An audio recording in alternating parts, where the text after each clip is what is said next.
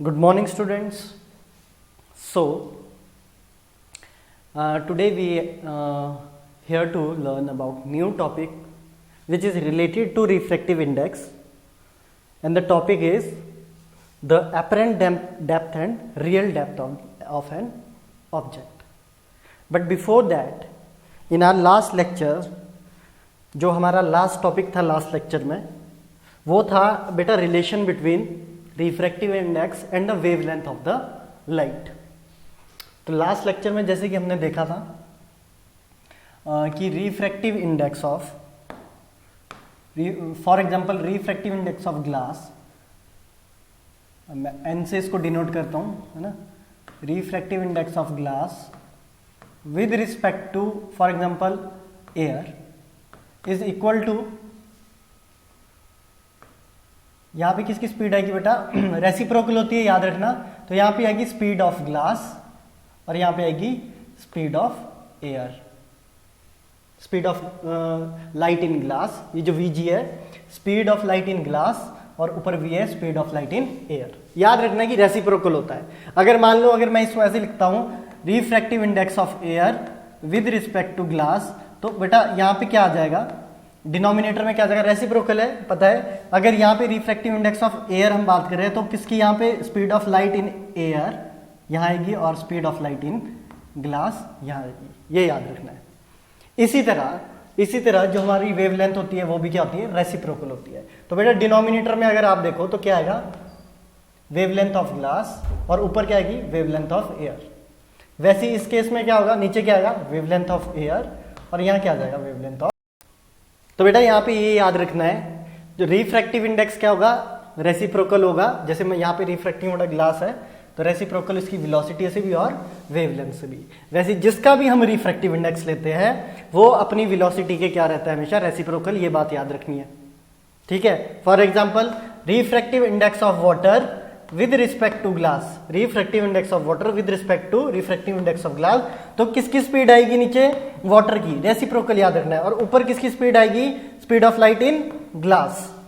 वैसे ही अगर हम वेवलेंथ की यहां बात करें तो वेवलेंथ ऑफ वाटर डिनोमिनेटर में आएगा, वेवलेंथ ऑफ लाइट है ना, लाइट की wavelength in water and light की वेवलेंथ इन ग्लास। ये याद रखना है, सिंपल। जिसका हमने क्या लेना है। अब देखो इसको कैसे लिख सकते हैं, refractive index of water with respect to glass. इसको कैसे लिखेंगे, refractive index of air with respect to glass है। इसको कैसे लिखेंगे, refractive of glass with respect to air. समझ में आ गया। तो सिंपल सी चीजें हैं। इसी के बेस पे हम यहाँ पे एक न्यूमेरिकल सॉल्व करेंगे, उसके बाद अपने नए टॉपिक पे चलेंगे, apparent depth and real depth वाले टॉपिक में, ठीक है। तो यहाँ पे शुरू करेंगे हम, यहाँ पे जो नया हमारा एक पहले now this is the numerical based on the wavelength वाले हमारा जो टॉपिक है उस पर बेस है। तो सिंपल क्वेश्चन है, the refractive index of glass with respect to water. तो गिवन क्या है बेटा यहाँ पे, तो आंसर हमारा है कुछ ऐसा। तो सबसे पहले हम यहाँ गिवन लिख लेंगे। तो इसमें पूरा हमें दे रखा है कि जो रिफ्रैक्टिव इंडेक्स ऑफ ग्लास है विद रिस्पेक्ट टू वाटर वो कितना है बेटा, 9/8। तो ये हमें इसने दिया। If the velocity and wavelength of light in glass, अब वेवलेंथ और वेलोसिटी दिया है किसकी, लाइट इन ग्लास की, आर। तो यहां पे हम वेलोसिटी लिखते हैं v of g। Velocity of light in glass कितनी है, 2 × 10⁸ मीटर पर सेकेंड। दूसरा लैम्डा से हम वेवलेंथ को डिनोट करते हैं बेटा, लैम्डा बोलते हैं उसको। लैम्डा कितना है, 4000 एंगस्ट्रॉम, ठीक है, 4000 एंगस्ट्रॉम। तो ये क्या है, ए ये यूनिट होती है बेटा, लेंथ की यूनिट होती है। 1 angstrom is equal to 10⁻⁻10 metre, ठीक है बेटा। तो याद रखना है 1 angstrom equal to 10⁻⁻10 metre. Angstrom wavelength की यूनिट है बेटा, ये भी लेंथ में ही नापी जाती है, ठीक है। तो एंगस्ट्रॉम जो हमारा है वो क्या है, वेवलेंथ की यूनिट है। तो ये चीजें हमें गिवन है ना। और ये किसकी वेवलेंथ है, ग्लास की, wavelength of light in glass, wavelength of light in glass. और हमें फाइंड आउट यहाँ करना है, find the velocity and wavelength of light in water. तो चलो इस क्वेश्चन को शुरू हम कुछ ऐसे करेंगे कि यहाँ पे हमारे पास जो गिवन है उसकी हेल्प से सबसे पहले हम वेलोसिटी निकालेंगे। किसकी? Velocity of light in water. चलो लिखते हैं इसको।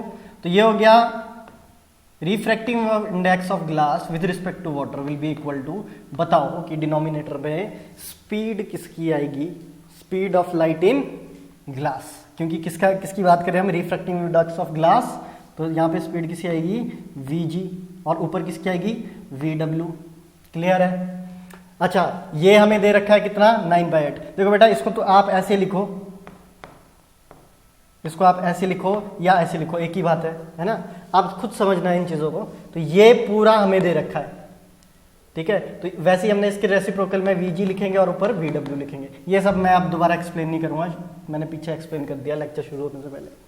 तो ये आ गया 9/8 equal to velocity of light in water divide by velocity of light in glass. हमें पता है कितनी है बेटा?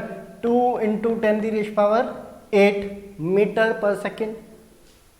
ठीक है, यहां से हम velocity of light in water निकाल लेंगे, आराम से निकाल सकते हैं। तो ये आ जाएगा VW, velocity of light in water is equal to 2 × 10⁸ multiply by 9 divide by 8। ठीक है बेटा, ये गया 4 से, ठीक है, ये गया 2.25 से। तो आंसर क्या आता है? 2.25 × 10⁸ मीटर पर सेकेंड। आगे velocity of water, velocity of light in water. Second part क्या है? Find the wavelength. अब हमें क्या निकालना? वेवलेंथ निकालनी है। तो बताओ वेवलेंथ का क्या होगा? चलो ये देखो, यहां देखो, इसको पूरे को देखो। अब जैसे जैसे वेलोसिटी है रेसिप्रोकल होती है, याद है ना? जिसकी भी बात करेंगे, तो यहाँ पे अगर हम वेवलेंथ लिखें तो कैसे लिखेंगे बताओ? यहाँ पे आएगा refractive index of glass with respect to water, ऐसा है। इसको हम ऐसे भी लिख सकते हैं, इसको हम ऐसे भी लिख सकते हैं। अब बताओ वेलोसिटी किसकी आएगी डिनोमिनेटर में? ग्लास की, है ना? Velocity of light in glass. ऊपर किसकी आएगी? Velocity of light in water equal to, बताओ लैम्डा किसका आएगा डिनोमिनेटर में? Again wavelength of light in glass and wavelength of light in water. याद रखना है, सिमिलर रहते हैं ना? चलो, इक्वल टू नहीं करना है, ये सिर्फ मैं बता रहा हूं कि ये न्यूमिनेटर और ये डिनोमिनेटर। अब हम क्या करेंगे? हमें क्या निकालना है? सिंपल वेवलेंथ ऑफ, हमें ये निकालना है, ये निकालना है हमें यहाँ पे। तो चलो लिखते हैं इसको। तो यहाँ आ गया refractive index of glass with respect to water. अब हम ये वाली चीज ना लिख के हम क्या करेंगे? सिंपल क्या करेंगे? हम लिखेंगे W/λg। ये कितना दिया बेटा? 9/8। वेवलेंथ ग्लास की कितनी दी है? देखो जरा, ग्लास की दी है 4000 एंगस्ट्रॉम। तो यहां लिख लेंगे हम 4000 और यहां लिखेंगे हम λW। इसको हम करेंगे अब 9 × divided by is equal to λW। ठीक है, अब करो जरा इसको, इसको करेंगे तो ये चला जाएगा यहां से 500 से, 8 5 40 और ये हो जाएगा 45। तो यहाँ पे λW क्या आ गया? 4500 एंगस्ट्रॉम आ गया। अब बेटा चेक करो जरा, देखो λg कितना था? 4000 एंगस्ट्रॉम। किसकी वेवलेंथ ज्यादा है? किसकी वेवलेंथ ज्यादा है? वाटर में जो लाइट की वेवलेंथ है वो ज्यादा है। In water the wavelength of light is more. इसका मतलब स्पीड भी किधर होनी चाहिए? ज्यादा वाटर में एज कंपेयर टू ग्लास। ठीक है, तो अगर आप यहाँ पे कंपेयर करो ना बेटे, स्पीड को अगर आप कंपेयर करो, ये देखो, ये है वाटर की, वाटर में है ना speed of light in water, और ये speed of light in glass. तो यहाँ 2 है और यहाँ 2.25 है। तो कुछ ज्यादा किसमें है? वाटर में जो स्पीड ऑफ लाइट क्या है? ज्यादा है। जितनी ज्यादा स्पीड होगी वेवलेंथ भी उतनी ही ज्यादा होगी और वाइस वर्सा। ठीक है, इसलिए हमें वाटर की जो वेवलेंथ है यहाँ ज्यादा। समझ में आ गया? सिंपल ये चीज समझनी है यहाँ पे, ये वाली चीज, इसको समझ गए तो फिर क्लियर हो जाएगा। ठीक है, चलो अब हम नेक्स्ट अपने उसमें चलते हैं जो हमारा आज न्यू टॉपिक है, and that is about real depth and apparent depth.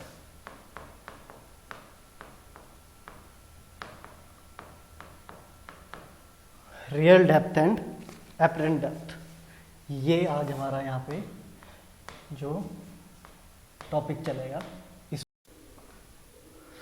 तो बेटा रियल डेप्थ और एपरेंट डेप्थ को पहले मैं आपको सिंपल वे में समझाता हूँ कि होता क्या है real depth and apparent depth. मान लो हमारे पास एक बीकर है and in this beaker we pour some water, है ना, we pour some water and as you observe in that activity, if you remember, हमने एक पेंसिल वाली एक्टिविटी की थी, ठीक है। तो उसमें जब जैसे हमने पेंसिल को रखा तो हमें एक्चुअल जो उसकी पोजीशन है वो हमें उस पेंसिल की एक्चुअल पोजीशन नहीं दिखती, जैसी वो क्या करती है पानी के अंदर जाती है, मतलब जैसी वो अपना मीडियम चेंज करती है।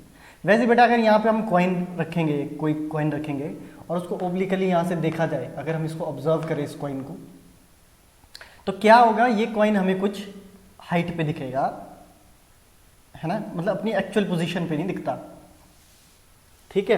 तो यहां से ये जो मैंने लाइन खींची है यहाँ पे, इसको मैं रेड कलर से करता हूं, यहां से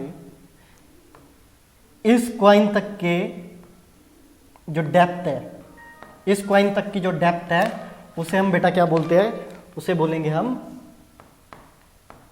रियल डेप्थ, जहां पे ऑब्जेक्ट को रखा गया है, एक्चुअल ऑब्जेक्ट जहां पे, और जहां बेटा इसकी इमेज बन रही है, जहां इसकी इमेज बन रही है, यहां मान लो इसकी इमेज बन रही है, तो ये कैसी होगी हमारे पास एपरेंट डेप्थ, ठीक है। ये एपरेंट, समझ में आया? तो सिंपल है, कुछ इसमें दिमाग लगाने का है नहीं कि यही है भाई, जैसे दूसरे मीडियम में जाएंगे जो ऑब्जेक्ट है वो रियल पोजीशन में नहीं दिखेगा, तो जो एक्चुअल रियल पोजीशन है उसको हम रियल डेप्थ बोल दिया, और जो इमेज बन रही होगी उसकी, ये जो यहाँ पे इमेज बनी है इस कॉइन की, यहाँ से यहाँ तक के डिस्टेंस को हमने क्या बोल दिया, इसको एपरेंट डेप्थ बोल दिया, बात खत्म। लेकिन अब यहाँ पे हम क्या करेंगे, एक यहाँ पे फॉर्मूला बनाएंगे जो रिफ्रैक्टिव इंडेक्स से हमारे क्या करता है, रिफ्रैक्टिव इंडेक्स के साथ हम एपरेंट डेप्थ और रियल डेप्थ को यहाँ पे क्या करेंगे, कंक्लूड करेंगे। तो यहाँ पे दो सिचुएशंस लेंगे हम, एक जब हमने किसी ऑब्जेक्ट को डेंसर मीडियम में रखा है, जैसे मैंने बनाया है यहाँ पे डायग्राम, और दूसरा हम डेंसर मीडियम से ऑब्जर्व करेंगे चीजों को, डेंसर मीडियम से रखें, और ऑब्जेक्ट को कहाँ रखेंगे अब, रेयरर मीडियम में, ठीक है। तो दो सिचुएशन लेंगे अलग अलग। तो चलो ये मैंने ऐसे ही बनाया है ना, समझाने के लिए। एक सिचुएशन ये होगी, एक में जब हम क्या करेंगे, ऑब्जेक्ट को कहाँ रखेंगे, एयर में, मतलब रेयरर मीडियम में, ठीक है। समझ में आ गया? तो चलो अब क्या करता हूं मैं, यहाँ पे पहला डायग्राम बनाएंगे आराम से, ठीक है, पहला डायग्राम बनाएंगे और समझेंगे यहाँ पे। तो चलो पहला डायग्राम कुछ इस तरह बनेगा बेटा। तो मैं यहाँ एक लाइन खींचूंगा रेड कलर की, आप समझ जाना, है ना, ये तो बहुत टाइम से, अब तो समझ जाओगे तुम ये लाइन क्या करती है। ये डिवाइड करेगी हमारे मीडियम को, एक रेयरर मीडियम है और एक डेंसर मीडियम है। Suppose that the object is placed somewhere here, हमने ऑब्जेक्ट को कहीं पे यहां रख दिया और इसको हमने नाम दे दिया ओ ऑब्जेक्ट, ठीक है, ठीक है, समझ में आ गया।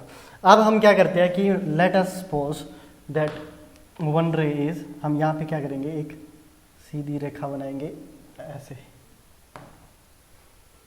ठीक है।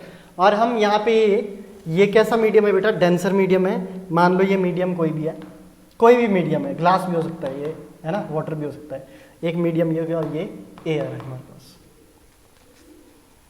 समझ में आया? तो इसको यहाँ पे मैं N1 लिख लेता हूँ और इसको मैं यहाँ पे N2 लिख लेता हूँ।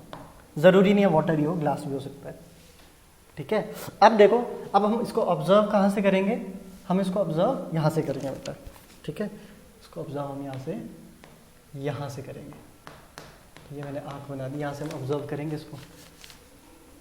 नाउ व्हाट विल हैपन, यहाँ से रे जाएगी, ध्यान से देखेंगे इसको सभी, इस ऑब्जेक्ट से रे जाएगी,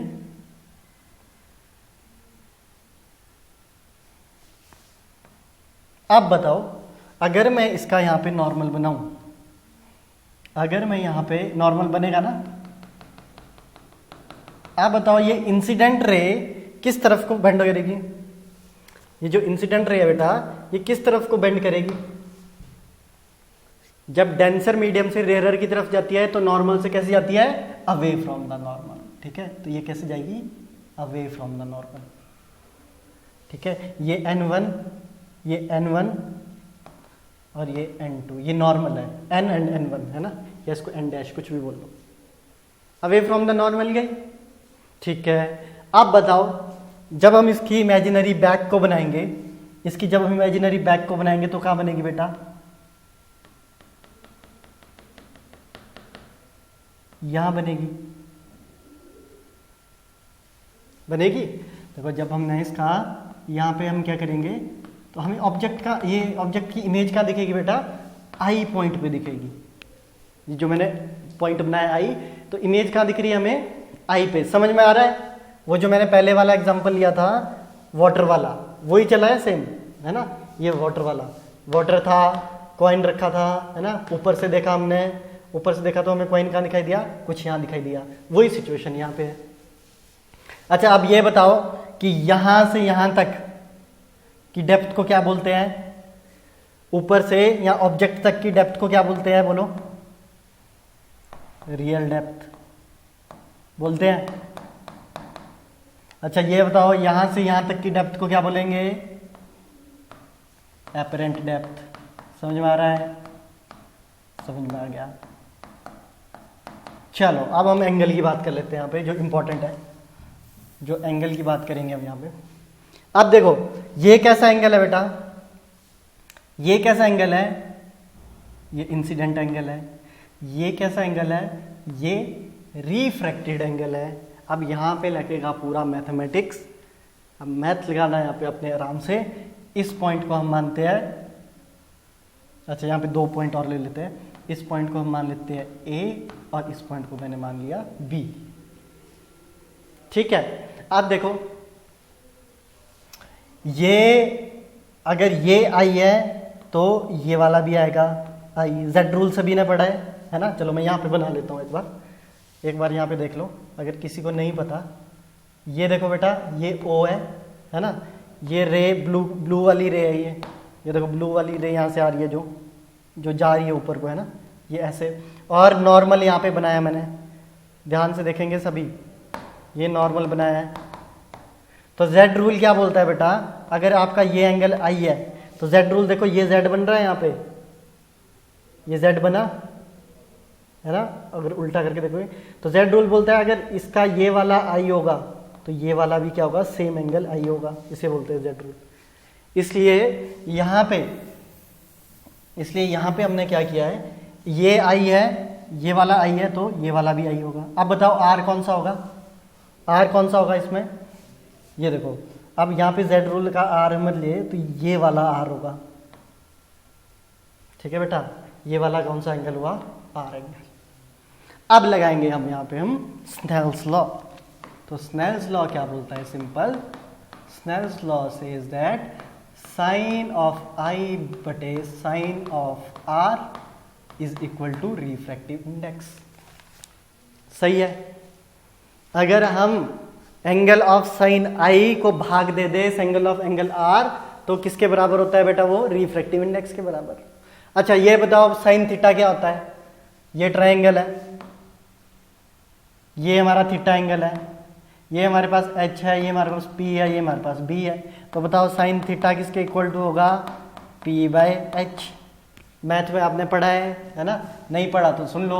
ये होता है पंडित बद्री प्रसाद हर हर बोले सोना चांदी तोले। याद रखना, पंडित बद्री प्रसाद हर हर बोले सोना चांदी तोले। मतलब साइन होता है p/h, ये होता है साइन p/h, कॉस होता है b/h, और टेंजेंट होता है जिसको tan भी बोलते हैं p/b। तो यहाँ पे किसकी बात कर रहे हैं हम? साइन की। ठीक है, तो ये शॉर्टकट है याद रखने का, पंडित बद्री प्रसाद हर हर बोले सोना चांदी तोले। तो यहाँ पे साइन हो गया p/h। तो चलो ठीक है भैया, हमारे को समझ आ गया कि परपेंडिकुलर अपॉन हाइपोटेन्यूज होता है हमारा साइन थीटा। अब यहाँ पे हम साइन आई की बात करेंगे। तो आ जाओ बेटा डायग्राम में यहाँ पे। तो साइन आई को अगर मैं यहाँ पे बनाऊं तो जैसे जैसे मैंने यहाँ पे बनाया है, तो मान लो मैं इस रेड को इस तरह लेता हूँ, ठीक है, रेड से एक हम ब्लैक खींचेंगे, ये ब्लैक, बस मैंने टिल्ट किया है बेटा इसको, थोड़ा सा मैंने डायग्राम को घुमाया और कुछ नहीं। यहाँ पे डायग्राम वही है, बस आपको समझाने के लिए मैंने इसको सीधा किया है। तो अगर आप ध्यान से देखो तो ये एंगल जो है ये कैसा है, आई एंगल है। ये एंगल कैसा है, आई एंगल है। ठीक है, अब बताओ ये क्या हुआ, हाइपोटेन्यूज, ये क्या हुआ, बेस, और ये क्या हो गया हमारे पास, परपेंडिकुलर हो गया। अच्छा ये क्या है, यहाँ पे ए, और ये क्या है हमारे पास, बी। ध्यान से देखो वो डायग्राम, मैंने बस यहाँ पे इस डायग्राम को सीधा करके यहाँ पे तोड़ के, यहाँ पे ये हो गया हमारे पास ओ, और ये हो गया ए। अब बताओ यहाँ पे साइन आई क्या आएगा, साइन आई की वैल्यू क्या आएगी, तो साइन आई क्या आ गया हमारे पास, ए बी, परपेंडिकुलर है ना, ए बी देखो परपेंडिकुलर है, A B divide by H क्या है, ओ बी। समझ में आया, A B divide by O B, तो साइन आई आ गया हमारे पास A B divide by O B. Okay clear. Now अब देखते हैं हम साइन आर के लिए, तो मैं इसको यहां से मिटाऊंगा, समझ में आ गया ये बेटा। तो ये देखो मैं फिर से डार्क करता हूं, यहाँ पे मैंने किसको बनाया है, ये देखो यहाँ पे, ये जो ये ब्लू कर रहा हूं ये मैंने अभी बनाया है, ये ब्लू है ना, उसके बाद ये ब्लैक वाला, ये, और ये रेड, ये वाला ट्रायंगल बनाया अभी मैंने। याद रखना बेस के साथ हमेशा एंगल बनता है, तो ये। अब नेक्स्ट बनाएंगे हम साइन आर के लिए, चलो अब करते हैं साइन आर के लिए। तो साइन आर के लिए कौन सा ट्रायंगल लेंगे बेटा, ये ग्रीन वाला, देखो फिर से बनाऊंगा मैं। तो यहां पे आ गया हमारे पास रेड लाइन ये, ठीक है, रेड लाइन से निकलती है एक ब्लैक, तो हम यहाँ पे ब्लैक बनाएंगे, ये जो ब्लैक है, और फिर ग्रीन रे, फिर ग्रीन वाली को मैंने बनाया कुछ ऐसे, तो ग्रीन, ये जो डॉटेड है बेटा, है ना, तो अब मैं डॉट करके इसको सीधा बनाऊंगा ताकि समझ आ जाए।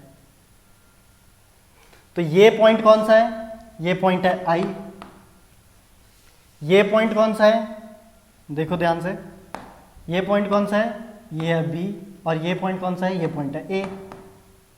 ये एंगल कौन सा है, ये एंगल आर। बताओ साइन आर क्या होगा, ये हो गया एच, ये हो गया बी, ये हो गया P.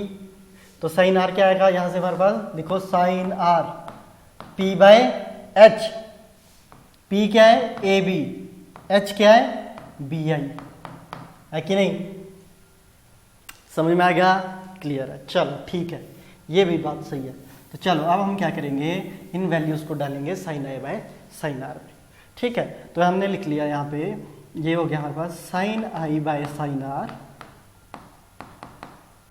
Equal to A B by O B divided by A B by B I. बेटा ये ऊपर चला जाएगा तो क्या हो जाएगा, ये ऊपर चला गया तो क्या हो जाएगा, A B divide by O B multiply B I divide by A B, यही होगा ना। जब ये पूरा डिनोमिनेटर ऊपर को जाएगा, ये कट जाएगा तो क्या बचा बेटा हमारे पास, B I upon O B is equal to refractive index. समझ में आया, B I upon O B is equal to refractive, ठीक है। चलो अब यहाँ पे एक दो चीजें यहाँ पे ध्यान देना बेटा। मान लो हम एपरेंट डेप्थ को यहाँ पे ए लिखते हैं और रियल डेप्थ को हम यहाँ पे आर लिखते हैं। दूसरी बात, जो लाइट रे इंसिडेंट हो रही है वो कहाँ से हो रही है बेटा, डेंसर से एयर की तरफ, डेंसर टू रेयरर मीडियम जो है हमारा, ये जो लाइट रे जा रही है, इसका मतलब यहाँ पे किसके रिफ्रैक्टिव इंडेक्स की बात हो रही है बेटा। फिर से मैं बोल रहा हूँ, लास्ट वीडियो आपने देखा होगा, लाइट रे कहाँ से इंसिडेंट हो रही है, डेंसर से, किधर को, एयर की तरफ। तो किसका रिफ्रैक्टिव इंडेक्स आएगा, refractive index of air with respect to any medium, ठीक है। तो यहाँ पे मैं g की जगह, यहाँ पे हम क्या करते हैं, यहाँ पे g की जगह हम क्या, यहाँ पे एयर तो लिख लिया, और g की जगह मैंने लिख लिया m, g या w नहीं लिखेंगे, m मतलब एनी मीडियम। समझ में आ गया। तो अगर मैं यहाँ पे लिखूं तो ये किसका, refractive index of air with respect to any medium. बेटा हमने यहाँ पे रिफ्रैक्टिव इंडेक्स ऑफ ए क्यों लिया, फिर से देखो, जो लाइट इंसिडेंट कर रही है वो कहाँ से जा रही है, डेंसर मीडियम से, किधर को जा रही है, एयर की तरफ। और अगर उल्टा होता, जो इसके बाद हम करेंगे, एयर से डेंसर की तरफ जाएगी, तो हम रिफ्रैक्टिव इंडेक्स किसका लेंगे, डेंसर मीडियम का, मतलब m का। समझ गए। अब यहाँ पे जो समझने वाली चीज है उसको ध्यान से सुनना बेटा। अब इधर ध्यान से सुनना जो मैं बोलने वाला हूँ। ये जो a और b पॉइंट आपको दिख रहे हैं, मैं फिर से यहाँ पे बनाता हूँ।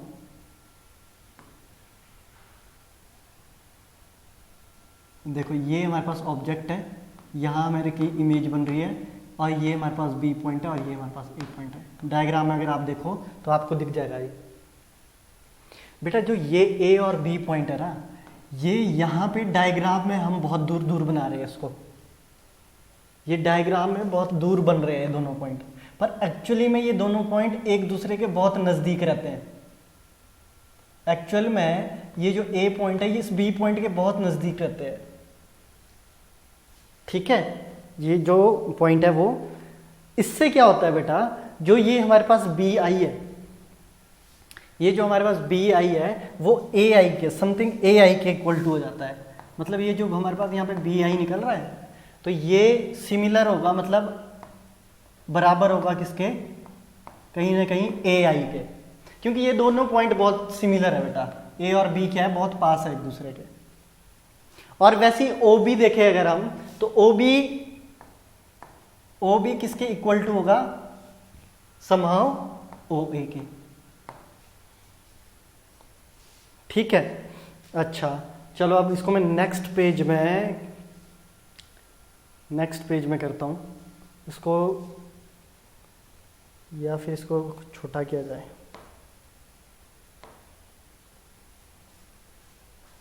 ठीक है, तो इसी को हम यहाँ पे, तो बेटा यहाँ समझ जाओ। तो यहाँ पे ए आई अगर आप ध्यान से देखो इस डायग्राम में, तो ए आई किसके इक्वल टू है बेटा, यहाँ देखो ये ए आई किसके इक्वल टू है, ए है ना, एपरेंट डेप्थ है, तो ए आई को हम ए भी लिख सकते हैं।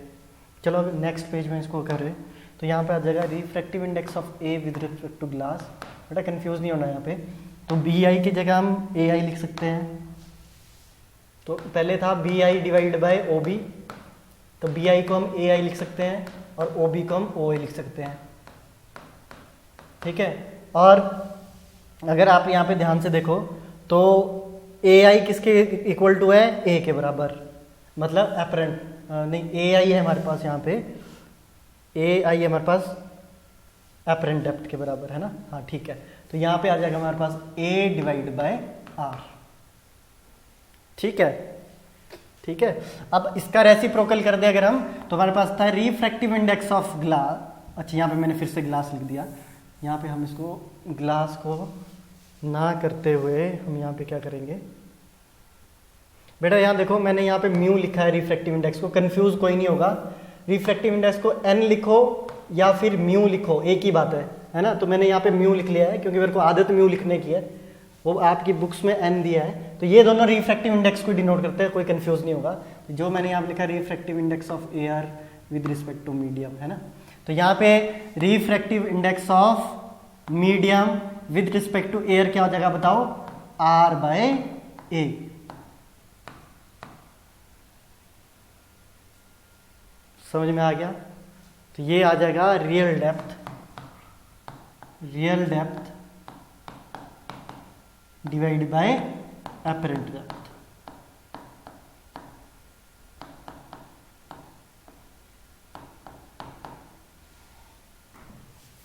समझ में आया, ठीक है। तो ये तो था एयर के रिस्पेक्ट में, है ना, refractive index of air with respect to medium. यहाँ पे हमारे मुझे लगता है दोनों आपको क्लियर हो गए, यहाँ पे आपको दोनों फॉर्मूले क्लियर हो चुके हैं। जब लाइट रे मीडियम की तरफ जाएगी,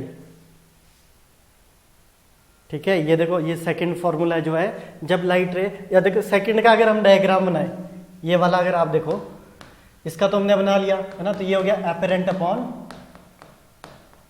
डेप्थ अपॉन रियल डेप्थ। तो कंफ्यूज नहीं होना बेटा, मैं इसको कंक्लूड करूंगा आगे। और सेकंड क्या है, इसका रेसिप्रोकल कर दे तो ये भी उल्टा हो जाएगा, क्योंकि यहाँ पे अब हम किसकी बात कर रहे हैं, रिफ्रैक्टिव इंडेक्स ऑफ मीडियम। तो यहाँ पे अगर मैं इसका डायग्राम बनाऊं सेकंड सिचुएशन, तो यहाँ पे एक्सप्लेन करने की इसको ज़रूरत नहीं पड़ेगी। तो अब यहाँ पे क्या कर रहे हैं हम, मान लो ये हमारे पास मीडियम है और यहाँ पे हमारे पास एयर है, ठीक है बेटा। तो अब यहाँ पे क्या कर रहे हैं, एयर पे ऑब्जेक्ट रखा हमने। अब ऑब्जेक्ट क्या रखा है हमने, एयर में ऑब्जेक्ट को रखा है, और हम कहाँ से ऑब्जर्व करेंगे, अब इसको मीडियम से ऑब्जर्व करेंगे, ठीक है। फॉर एग्जाम्पल आपने ऑब्जेक्ट को यहाँ रखा है और ऑब्जर्व कहाँ से करेंगे, अब हम यहाँ से। चलो सबसे पहले क्या करते हैं, हम यहाँ पे एक इमेजिनरी इसको लाइन को ड्रॉ करेंगे। तो देखो अब यहाँ पे है एयर, तो ये और ये हमारे पास मीडियम। लाइट रे कहाँ से जाएगी बेटा, अब एयर टू मीडियम, है ना। तो यहाँ से अगर लाइट रे गई और यहाँ बना दिया मैंने नॉर्मल, तो किधर को बेंड करेगी है, ये इंसिडेंट है, तो टूवर्ड्स द नॉर्मल बेंड करेगी। और हम इसको कहाँ से ऑब्जर्व कर रहे हैं, यहाँ से ऑब्जर्व कर रहे हैं।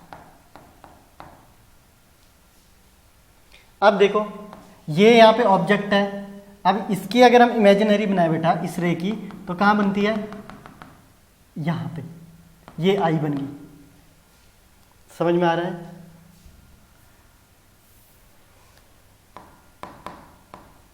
आई थिंक आपको सेकंड वाला समझ आ चुका है, ठीक है।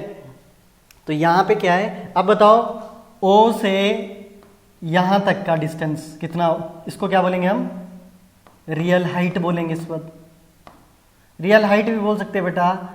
ऊपर को मैंने यहाँ पे बस डेप्थ लिखा है, यहाँ पे क्या आ जाएगा एक्चुअल में, हाइट, ठीक है। क्योंकि हम किसकी रिफ्रैक्टिव इंडेक्स की बात करेंगे, अब मीडियम की, हाइट 1 हाइट 2, ये रियल हाइट होगी। और आई से, मैं इस एयर को यहां से मिटा रहा हूं ना, तो समझ लेना ये कैसा मीडियम है, एयर। तो यहां देखो आई से इस मीडियम तक की डेप्थ को क्या बोलेंगे हम, एपरेंट हाइट, है ना। डेप्थ नहीं बोलेंगे, अब बोलेंगे हाइट, क्योंकि अब हम नीचे से ऑब्जर्व कर रहे हैं डेंसर मीडियम से। लाइट रे किधर को जा रही है बेटा, डेंसर मीडियम में। चेक करो इंसिडेंट कहां से जा रही है, इंसिडेंट हो रही है, और कहां जा रही है, डेंसर को। तो किसका रिफ्रैक्टिव इंडेक्स लेंगे हम, मीडियम का। किसके रिस्पेक्ट में, एयर के रिस्पेक्ट में। और फॉर्मूला क्या बनेगा, फॉर्मूला क्या बनेगा इसका, real depth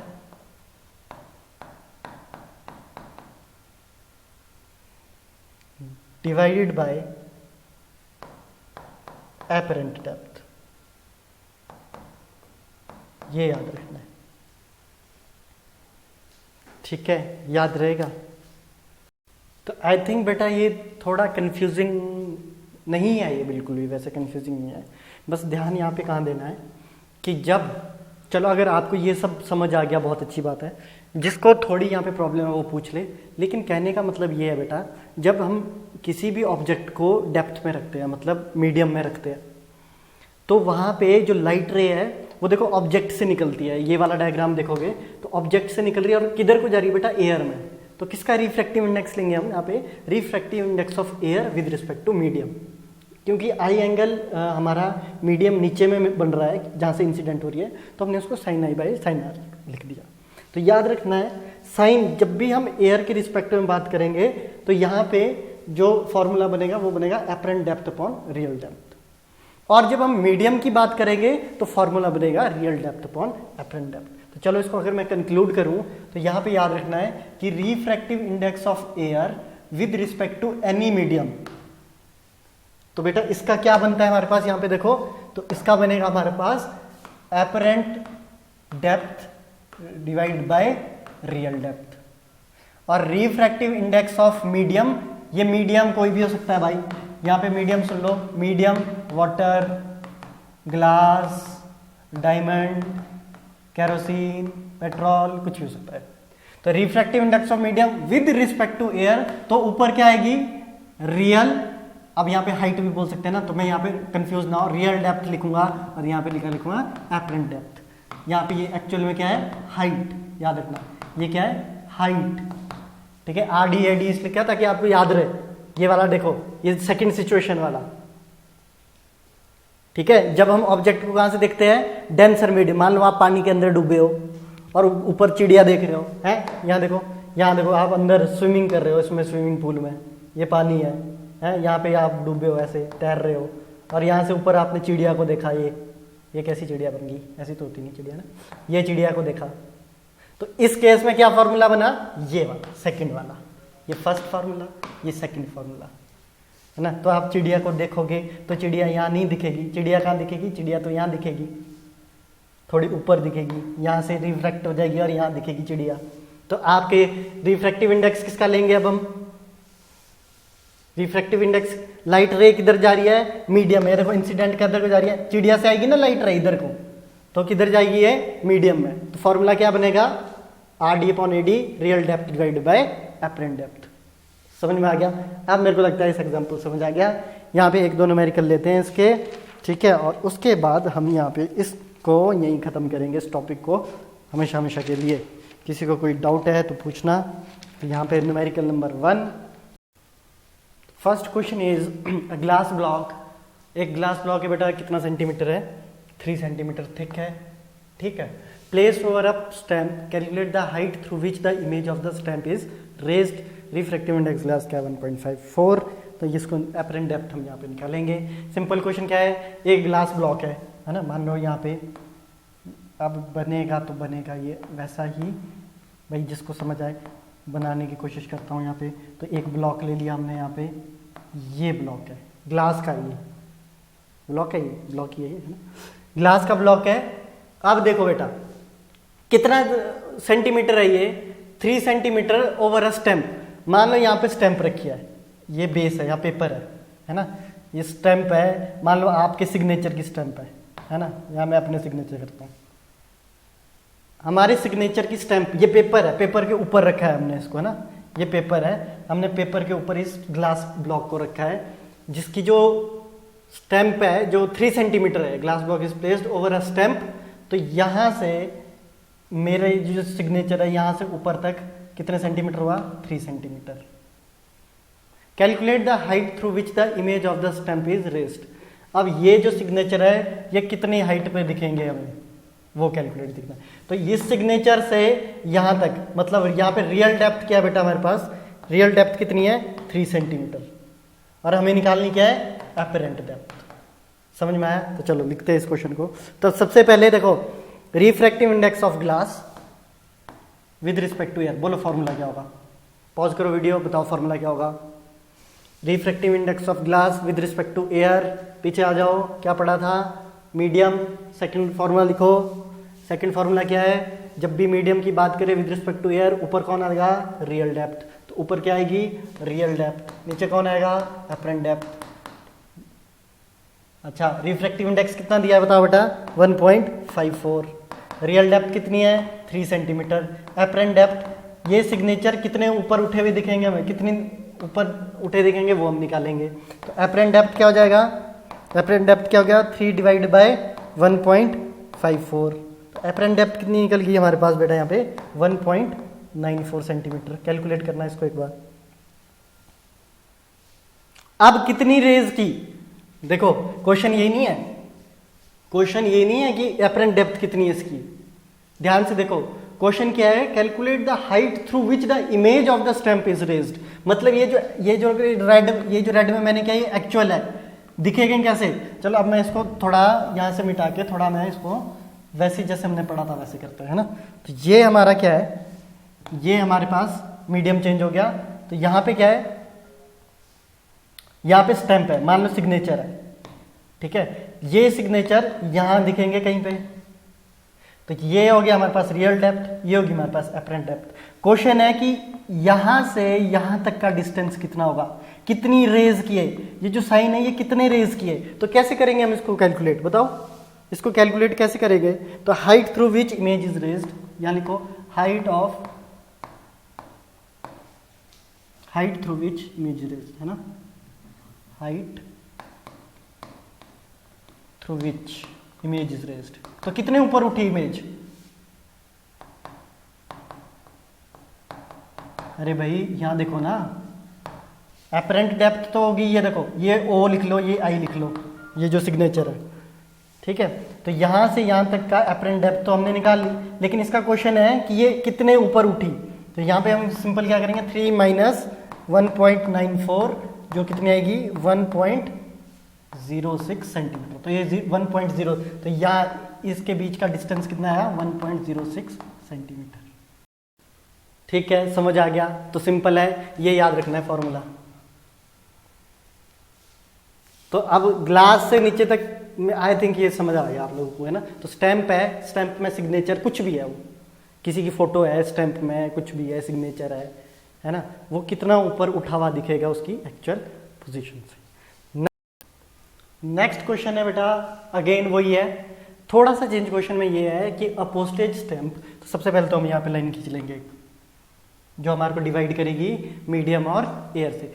placed under a glass appear raised 8 millimetre. तो मान लो एक स्टैंप रखी है यहाँ पे, है ना? अब यहाँ पे ये मान लो एक स्टैंप रखी है, ये स्टैंप क्या करेगी, रेज करती है कितने, 8, यहाँ से यहाँ तक कितने में है, 8 मिलीमीटर रेज किया है। और रिफ्रैक्टिव इंडेक्स ऑफ ग्लास, तो क्या दिया हमारे को, refractive index of glass with respect to air कितना बेटा, 1.5। Calculate actual thickness of glass slab. Actual thickness हमें इस ग्लास स्लैब की, ये जैसा मैंने पीछे बनाया था ग्लास स्लैब, वैसा ही ग्लास स्लैब बनेगा कि ये ग्लास स्लैब की एक्चुअल थिकनेस कितनी है, मोटाई कितनी है। कहने का मतलब है, देखो फिर से मैं यहाँ पे बनाता हूँ, अगर ये हमारे पास एक ग्लास स्लैब है बेटा, ठीक है, ये हमारे पास ग्लास स्लैब है और ये पेपर पे रखा है, इस ग्लास स्लैब को एक पेपर के ऊपर रखा है और यहाँ पे स्टैंप रखी है।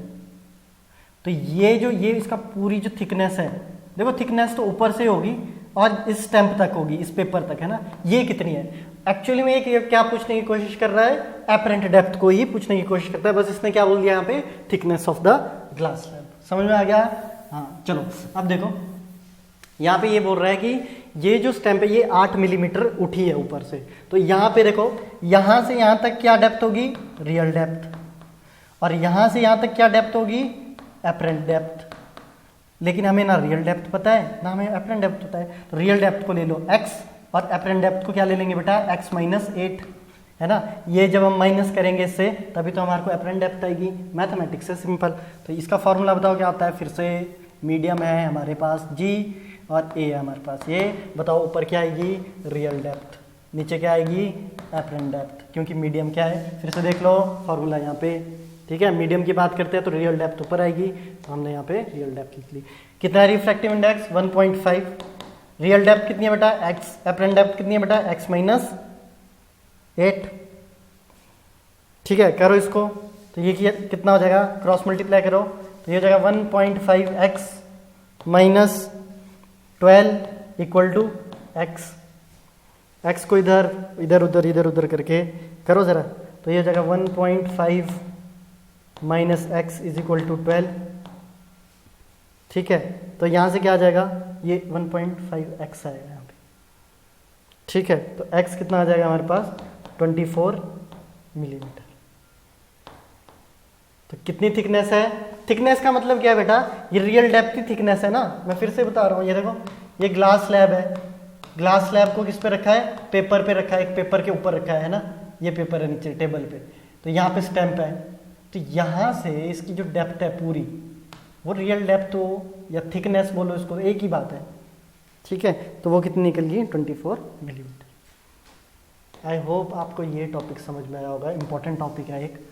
ठीक है, इसका न्यूमेरिकल बहुत इंपॉर्टेंट है, तो इसके न्यूमेरिकल मैं आपको असाइनमेंट में दूंगा, और पहले इन न्यूमेरिकल को समझ लो।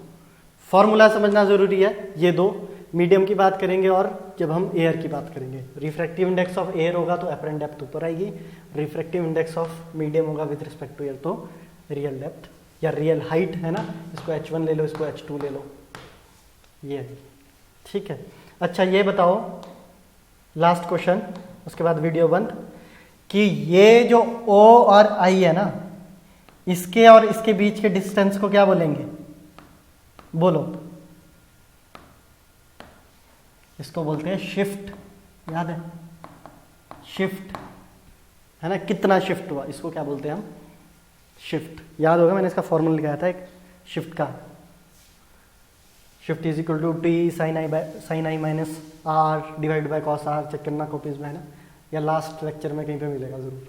तो आज का टॉपिक हमारा रियल डेप्थ और एपरेंट डेप्थ यहीं पे ख़त्म। नेक्स्ट टॉपिक हम करेंगे total internal reflection. Thank you.